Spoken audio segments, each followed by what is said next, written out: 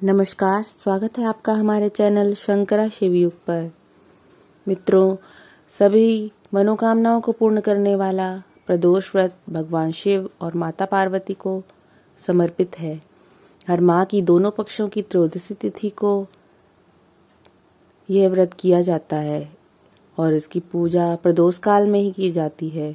प्रदोष काल का अर्थ है सूर्यास्त के बाद रात्रि का प्रथम पहर, जिसे सायकाल भी कहा जाता है। इस व्रत को करने से जीवन में नकारात्मकता समाप्त होती है और सफलता मिलती है। साथ ही व्यक्ति को मन की शांति भी प्राप्त होती है और भगवान के आशीर्वाद से घर में सुख समृद्धि आती है।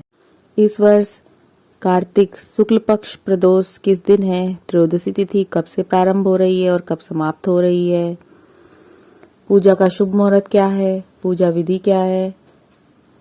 और त्रयोदशी की कथा इस वीडियो में मैं आपको इसके बारे में बताऊंगी। तो अगर आप मेरे चैनल पर नए आए हैं तो कृपया चैनल को लाइक, सब्सक्राइब, शेयर जरूर करें और बेल आइकन जरूर दबाएं ताकि आगे आने वाली वीडियो से संबंधित नोटिफिकेशन आपको मिलती रहे। इस वर्ष कार्तिक माह शुक्ल पक्ष में पड़ने वाला प्रदोष व्रत 5 नवंबर दिन शनिवार को रखा जाएगा।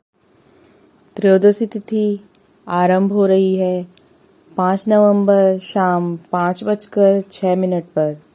त्रयोदशी तिथि समाप्त हो रही है 6 नवंबर शाम 4:28 पर। पूजा का शुभ मुहूर्त 5 नवंबर में रहेगा शाम 5:41 से रात 8:17 तक। प्रदोष के दिन प्रातःकाल उठकर स्नान आदि से निवृत्त होकर भगवान शंकर का स्मरण करना चाहिए और भगवान शंकर की पूजा करनी चाहिए।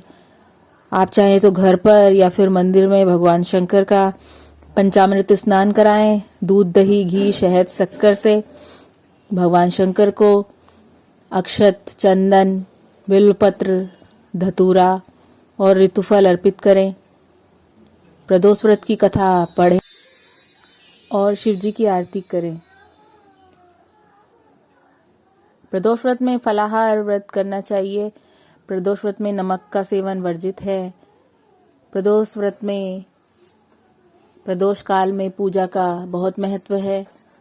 प्रदोष काल में शुभ मुहूर्त में भगवान शंकर की पंचामृत से स्नान कराएं। भगवान शंकर को चंदन, अक्षत, बेलपत्र, धतूरा और ऋतुफल अर्पित करें। प्रदोष व्रत की कथा पढ़ें अथवा सुने। शिव चालीसा का पाठ करें। शिव जी की धूप, दीप, कपूर से आरती करके पूजा संपन्न करें।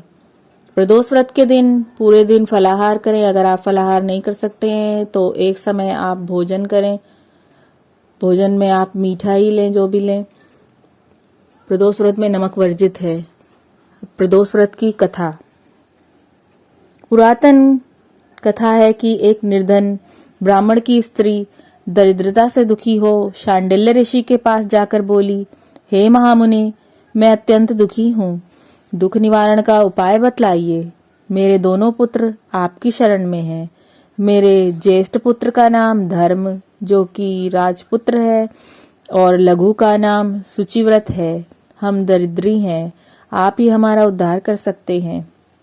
इतनी बात सुन ऋषि ने शिव प्रदोष व्रत करने के लिए कहा।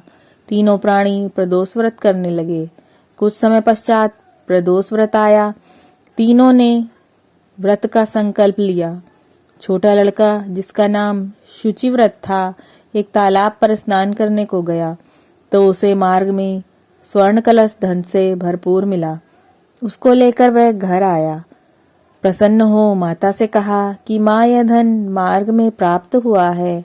माता ने धन देखकर शिव महिमा का वर्णन किया। राजपुत्र को अपने पास बुलाकर बोली, देखो पुत्र, यह धन हमें शिवजी की कृपा से प्राप्त हुआ है। अतः प्रसाद के रूप में दोनों पुत्र आधा आधा बांट लो। माता का वचन सुन राजपुत्र ने शिव पार्वती का ध्यान किया और बोला, पूज्य, यह धन आपके पुत्र का ही है। मैं इसका अधिकारी नहीं हूँ। मुझे शंकर भगवान और माता पार्वती जब देंगे तब लूंगा। इतना कहकर वह राजपुत्र शंकर जी की पूजा में लग गया। एक दिन दोनों भाइयों को प्रदेश भ्रमण का विचार हुआ। वहां अनेक गंधर्व कन्याओं को क्रीड़ा करते हुए उन्होंने देखा। उन्हें देख सुचिव्रत ने कहा, भैया अब हमें इससे आगे नहीं जाना है। इतना कह सुचिव्रत उसी स्थान पर बैठ गया, परंतु राजपुत्र अकेला ही स्त्रियों के बीच में जा पहुंचा। वहां एक स्त्री अति सुंदरी राजकुमार को देख मोहित हो गई और राजपुत्र से के पास जाकर कहने लगी कि हे सखियों, इस वन के समीप ही जो दूसरा वन है तुम वहां जाकर देखो। भांति भांति के पुष्प खिले हैं, बड़ा सुहावना समय है, उसकी शोभा देख कर आओ। मैं यहाँ बैठी हूँ, मेरे पैर में बहुत पीड़ा है। ये सुन सब सखी दूसरे वन में चली गईं। वह सुंदरी राजकुमार की ओर देखती रही। इधर राजकुमार भी कामुक दृष्टि से निहारने लगा। युवती बोली, आप कहाँ रहते हैं? वन में कैसे पधारे? किस राजा के पुत्र हैं? क्या नाम है? राजकुमार बोला, मैं विदर्भ नरेश का पुत्र हूँ।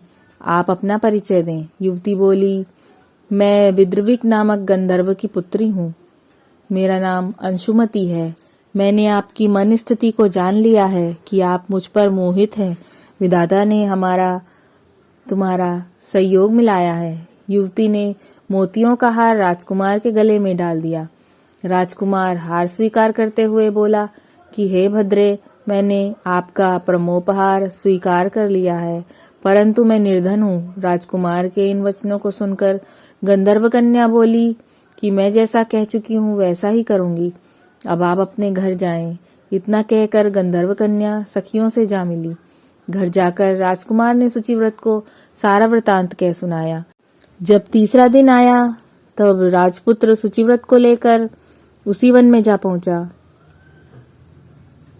वहीं गंधर्वराज अपनी कन्या को लेकर आ पहुंचे। इन दोनों राजकुमारों को देख आसन दे कहा कि मैं कैलाश पर गया था। वहां शंकर जी ने मुझसे कहा कि धर्मगुप्त नाम का राजपुत्र है जो इस समय राज्यविहीन निर्धन है, मेरा परम भक्त है। हे गंधर्वराज, तुम उसकी सहायता करो। मैं महादेव जी की आज्ञा से इस कन्या को आपके पास लाया हूँ। आप इसका निर्वाह करें। मैं आपकी सहायता कर राजगद्दी पर बिठा दूंगा।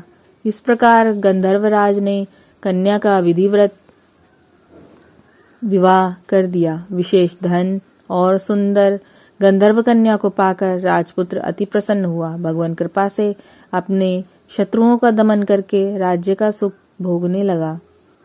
इसी प्रकार सच्ची श्रद्धा से जो भी भगवान शंकर का प्रदोष व्रत रखता है उसकी सभी मनोकामनाएं पूर्ण होती हैं। ओम नमः शिवाय।